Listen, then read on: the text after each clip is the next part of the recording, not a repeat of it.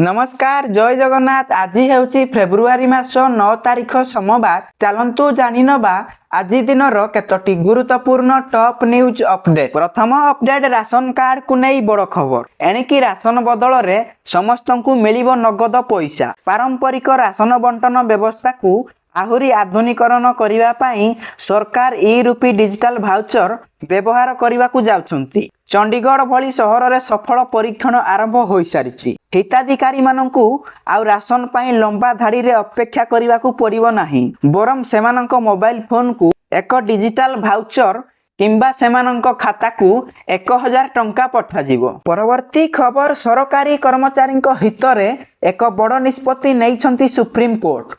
अष्टम वेतन को अपेक्षा करिथिबा कर्मचारी खुशी खबर। मार्च 31 तारिख सुधा खाता को आसीबो महंगा भत्ता टंका। बाकी थिबा महंगा भत्ता देय संपर्कित मामलार शुणाणी करी सुप्रीम कोर्ट ममता बनर्जी सरकार को निर्देश देइछंती। बाकी रहिथिबा डीए रो 25% राशि मार्च मास 6 तारिख मध्य कर्मचारी को प्रदान करा जाऊ। एहा सह बाकी महंगा भत्ता किभली और केते किस्ती रे दियाजिबो सेथिपाई सुप्रीम कोर्ट पूर्वतन जज इंदु मल्होत्रा अध्यक्षतार एक कमिटी गठन मध्य करिसंती एवं 2027 सुधा देश रे अष्टम वेतन आयोग लागू हेबार आशा थिबा बेले सुप्रीम कोर्ट रो एही राय कर्मचारी आउ एक सकारात्मक संकेत बोली मना जाइछि। परवर्ती खबर रायरंगपुर रे उद्घाटन हैला नुआ हॉलिडे होम। अवसर पर एठारे रहिबे राष्ट्रपति द्रौपदी मुर्मू।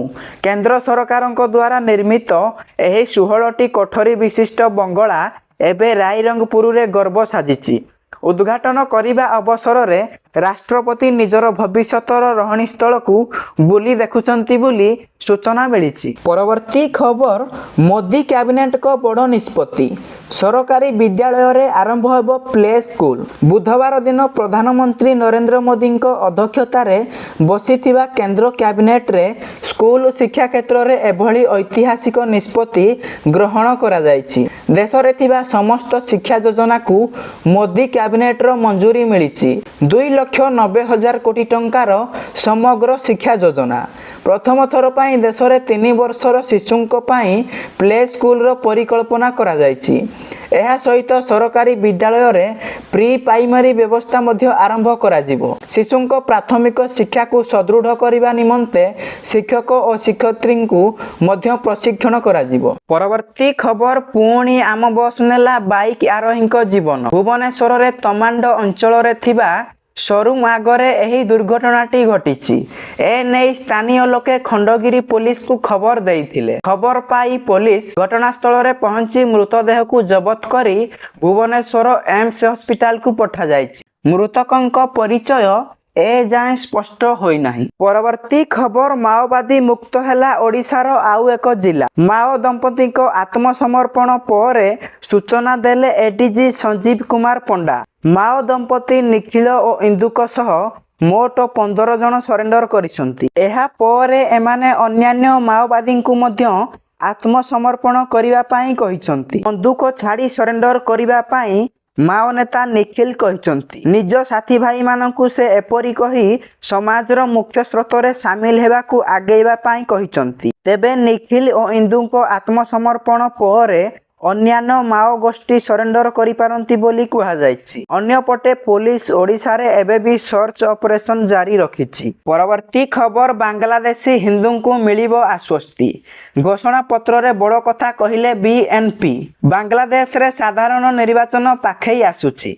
निर्वाचन पूर्वरु पूर्वतन प्रधानमंत्री खालिदा जिया बांग्लादेश नेशनल लिस्ट पार्टी कहिछि जे यह भारत समेत समस्त पड़ोसी देश सहित संपर्क सुधारिबो। सीमारे हत्या एवं अवैध अनुप्रवेश को रोकिबा पाई दल दृढ़ पदक्षेप नेबा को मध्य प्रतिश्रुति देइछि। शुक्रवार बीएनपी साधारण निर्वाचन पाई 51 पॉइंट विशिष्ट इस्ताहार प्रकाश करिछि। पार्टी मुख्य तारिक रहमान एक सांबादिक सम्मेलन कहिसंती जेउथिरे से हिंदू समेत संख्यालघु धर्मर कल्याण पाई पांथी वृद्धि करने को प्रतिश्रुति देइछन। परवर्ती खबर भुवनेश्वर कटक पुरी और पारादीप रे हेबो अर्थनैतिक कॉरिडोर। शुभारंभ कले मुख्यमंत्री मोहन चरण माझी। एही कार्यक्रम रे नीति आयोगर सदस्य ଶ୍ରୀ ରାଜୀବ ଗୌବା ଏବଂ ସିଇଓ ଶ୍ରୀ ବିଭିଆର୍ ସୁବ୍ରମଣ୍ୟମ ଯୋଗ ଦେଇଛନ୍ତି। ଏହି ଅବସରରେ ଲୋକସେବା ଭବନ ସ୍ଥିତ କନଭେନସନ ସେଣ୍ଟରରେ ଆୟୋଜିତ ଏକ କାର୍ଯ୍ୟକ୍ରମରେ ଏହି ଅର୍ଥନୈତିକ ଯୋଜନାଙ୍କୁ ଶୁଭାରମ୍ଭ କରି ମୁଖ୍ୟମନ୍ତ୍ରୀ କହିଛନ୍ତି ଯେ ବିସି ପେପର ଅଞ୍ଚଳକୁ ରାଜ୍ୟର ଅର୍ଥନୈତିକ ଅଭିବୃଦ୍ଧିର ଏକ କେନ୍ଦ୍ରସ୍ଥଳ ଭାବେ ବିକଶିତ କରାଯିବ।